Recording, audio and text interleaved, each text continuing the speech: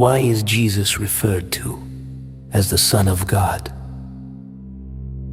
Paul writes in his letter to the Colossians, "He is the image of the invisible God, the firstborn of all creation.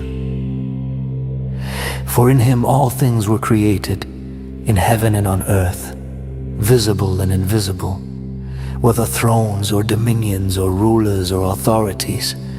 All things were created through him and for him. And he is before all things, and in him all things hold together." Jesus is more than the man who walked this earth about 2,000 years ago. Being called the Son of God does not mean he is a created being. As the firstborn of all creation, Jesus occupies the eternal position of the heir entrusted with the kingdom and power of the Father. He is the heir of all things, through whom also he created the world. So what does Son of Man mean?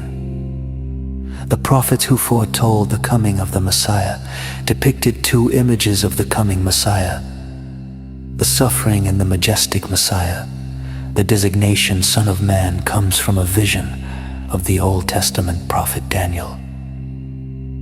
"And behold, with the clouds of heaven there came one like a Son of Man, and he came to the Ancient of Days and was presented before him. And to him was given dominion and glory and a kingdom, that all peoples, nations, and languages should serve him.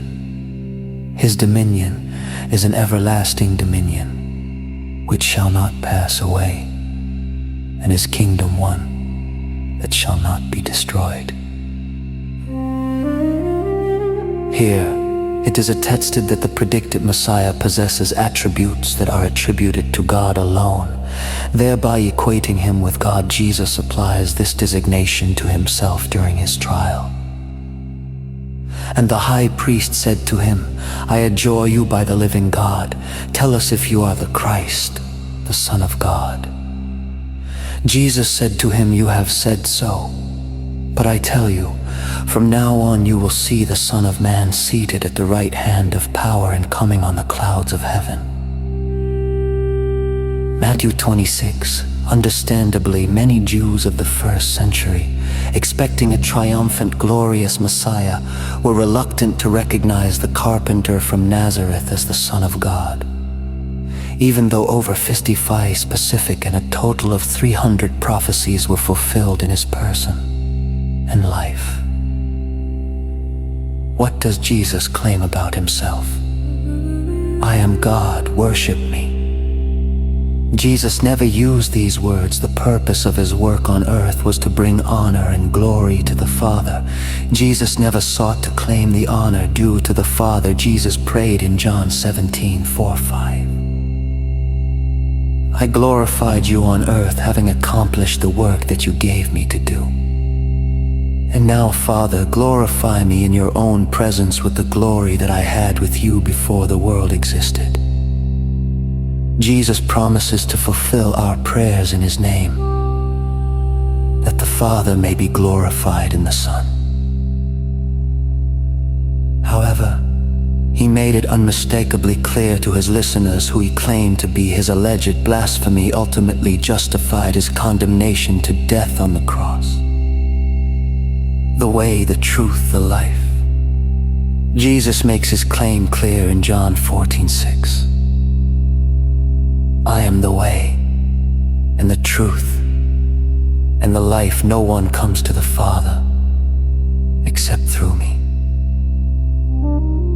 In this sentence alone, 3 of the 99 beautiful names of Allah can be found: the guide, the absolute truth, and the ever-living.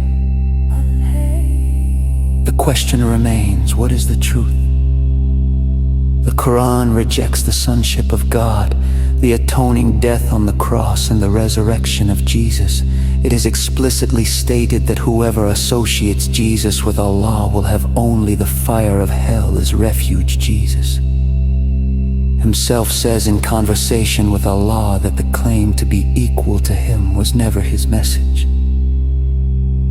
However, the core teachings of the Injil are primarily the doctrines that the Qur'an contradicts. God Himself, through Jesus, has wrought our salvation. Through His atoning death, it is possible for us to be freed from our guilt.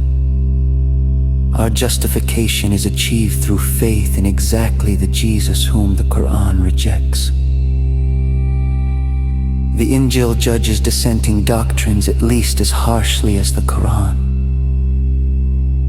But even if we or an angel from heaven should preach to you a gospel contrary to the one we preach to you, let him be accursed, as we have said before.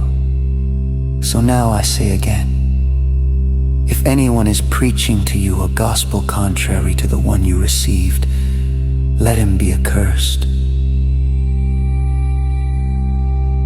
What is the truth? That is the most important question of your life.